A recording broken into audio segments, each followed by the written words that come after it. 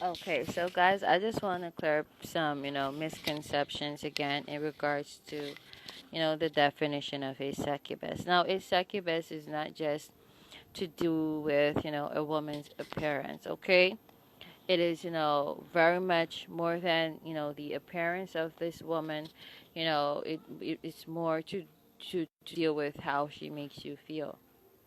Okay, the lingering, energies that she, leaves, on you. It's as though she stings you forever, or, stings you, and, that, sting, it is as though it ripples, throughout, your entire life. You never forget a woman who is a succubus.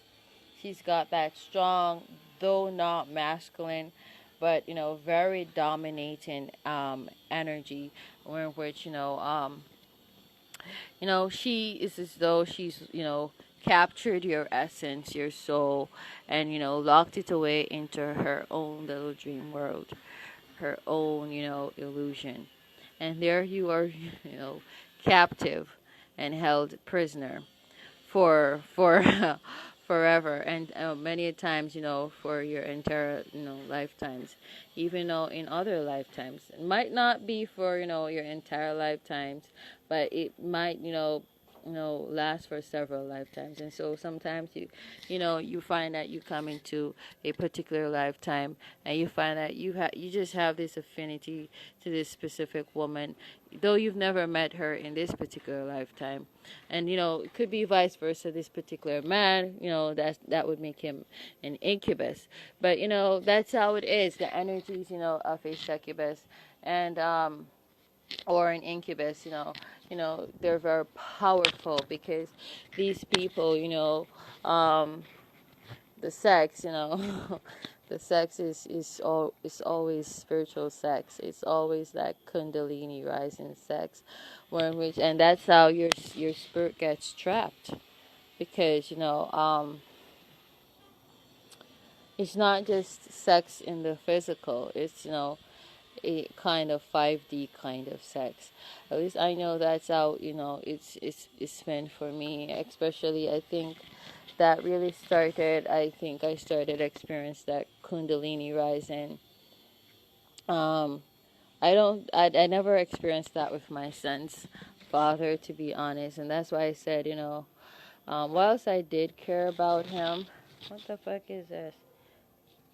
Okay, whilst I did care about him, I didn't love him per se. I love him, yes, but you know what I mean. That kind of love, where in which you feel like you can't live without someone. I never felt that love for him. I felt a connection for him, but I never felt that like I just feel like I'm gonna die without him. I feel like that's why I transitioned, through the separation so well, and the divorce was pretty much nothing for me, because we had already been separated for about 2 years.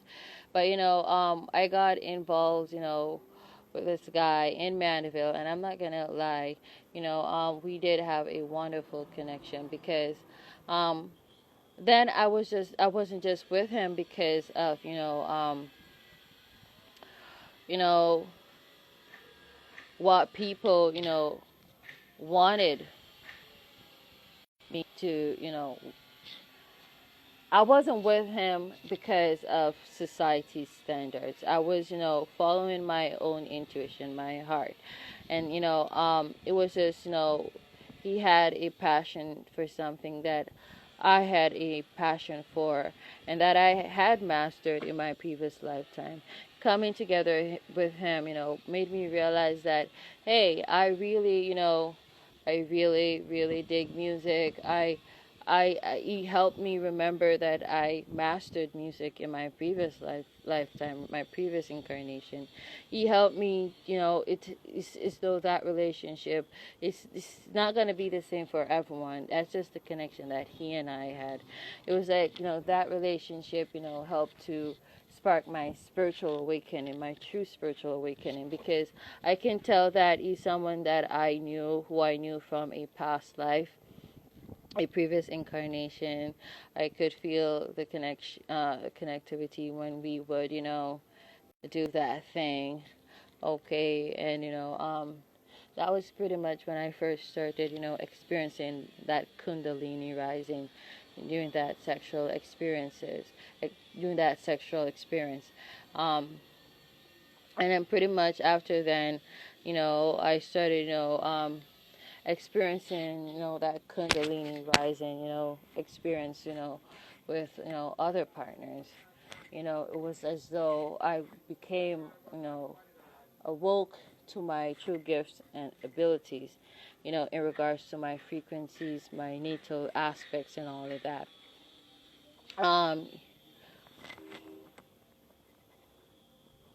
It was, for me, I think a bit high. I think it was a bit harder, a bit more difficult for me to, get over that, breakup than, the breakup, with my son's father. That's the honest truth, because there was more of a, spiritual connection between him and I. And maybe that could have been, because of, the passions that we shared with the whole music and all of that. That was just very emotional and intuitive. He was, very passionate about, the music industry. I was passionate about music, and so it was like yin and yang coming together. I eventually, got over that situation, and so on and so forth. But getting over that breakup, helped me to mature a lot. It helped me to, to be so much of a powerful, and balanced, woman, in the sense in which, I feel like the person who I love the most, I was able to detach from them. I'm not talking, overall in general. I'm talking, relationship, sexual wise. I don't, to be honest, I don't think there was anyone that I, had cared for as much as I cared for that, for that guy. And to see how well I was able to detach from him and to move on. It really, made me realize how powerful and how strong I am. Really, and that's why, all them other things that happened, to me after him, were just pretty much nothing much. Because I was just pretty much, prepared for, like, whatever, I've been there, done that, and it was, a lot worse. How was this? Yeah. I remember when he got locked up in, in jail. I remember, in Mandeville. I remember feeling so heartbroken. I remember, it was as though, piece of my heart was ripped out of my chest. It was as though he was my child who got locked up. I was like stuck there wondering, oh my God, how is he feeling? How is he coping? I wonder if anyone is hurting him. I wonder, I never felt that way for anybody before.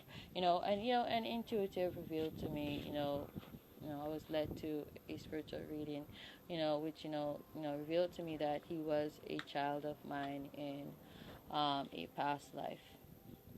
And that's why the connection was so powerful. So, at the time when I met him, I was right about, the completion of my, first Saturn return. So I think, that's why our connection was so deep. And I could tell that it was a very deep connection for him as well. Yeah, It was very deep. And that's why, the people around him felt so threatened by my presence, especially his mother, because, she thought that, oh, I was going to come between him and her, and he was like her favorite son. He was like the only one amongst the four brothers who actually, bared some resemblance to her. And, after a while, I started, thinking about it, and though messed up she is and sick and twisted, I kind of started to understand, why she felt that way, you know. But, I'm happy. I'm happy because pain is not something we should fear. Pain is something that liberates us. It makes us feel powerful.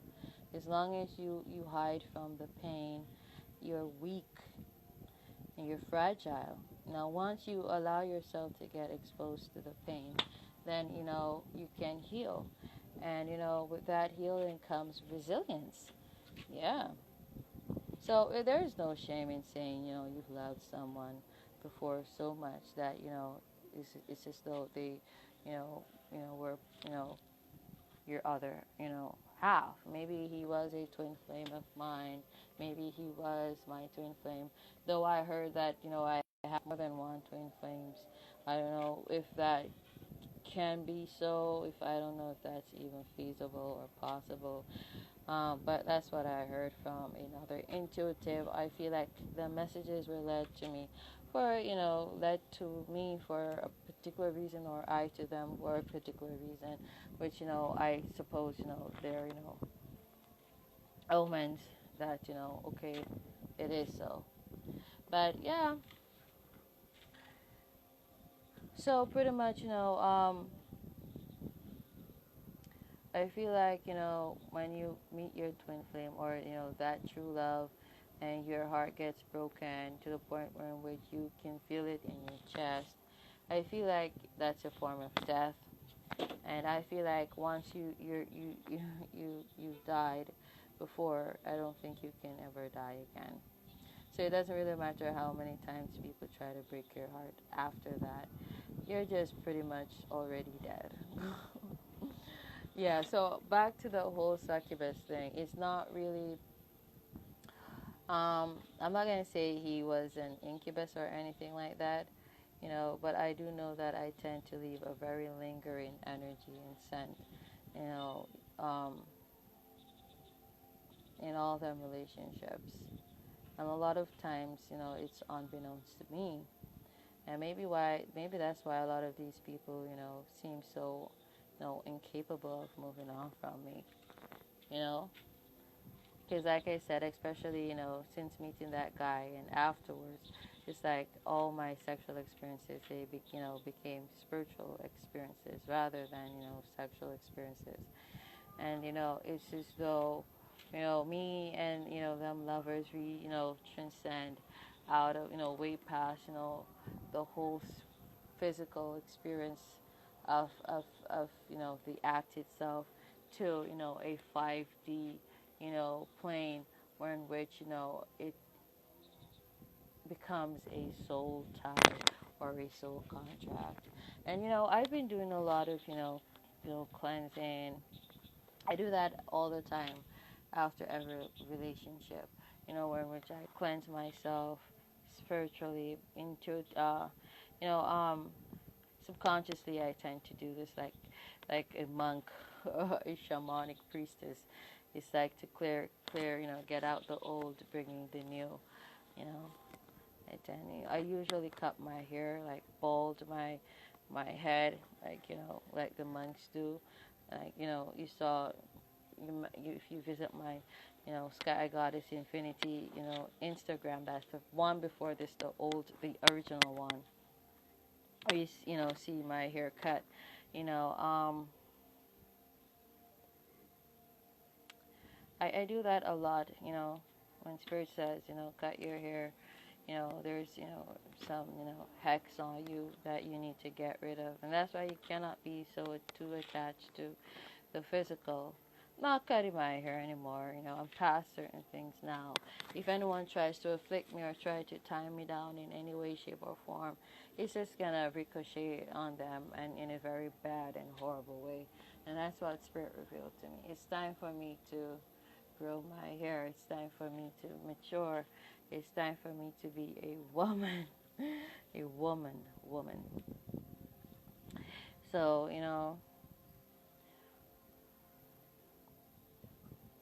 that's why I've kept in these braids for so long because, it's actually a protective style.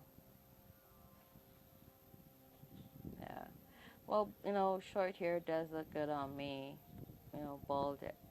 Bald-headedness, it does look good on me. It doesn't look good on every woman, but, I have the facial features for it, the bone structure and all of that. But, I kind of just, though I'm still, movable, I just kind of want to be more grounded in a certain way. I'm already a nomad, and that's enough displacement for me. So I'm gonna try to keep everything else on a stable level, where in which I can, feel a form of, you know, groundedness or stability, and that's good. Balance is good. Being unstable as well as being stable, they're all good. And I'm gonna leave it at that. So the succubus frequency, not because a woman she looks like eye candy means she's a succubus. It's really the energies that she leaves. Yeah, she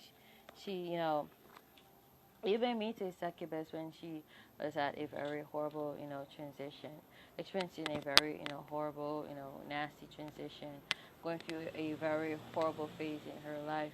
But that doesn't mean that she, is not a succubus. And that's why I said it's not always just about the physical appearances, okay? It's pretty much how she makes you feel energetically, spiritually, you meet this woman and and sometimes you don't even have to meet them in person, but for some reason you just cannot seem to get them out of your head. It's just strong, dominant, though not masculine, for the feminine, for the succubus, but it's a very dominant energy that it's like requiring you to be subjected to it or to yield or to to succumb to it. The succubus succumb to the succubus. Okay, I just clear that out because it's not all about the physical, like I've been saying. It's frequencies, energies, waves, currents, flow. Okay, it's not all about that which is tangible or seen with the human eyes. You got to use your third eye, your spiritual eye, to see things more clearly, to see beyond smokes and mirrors. Okay, namaste.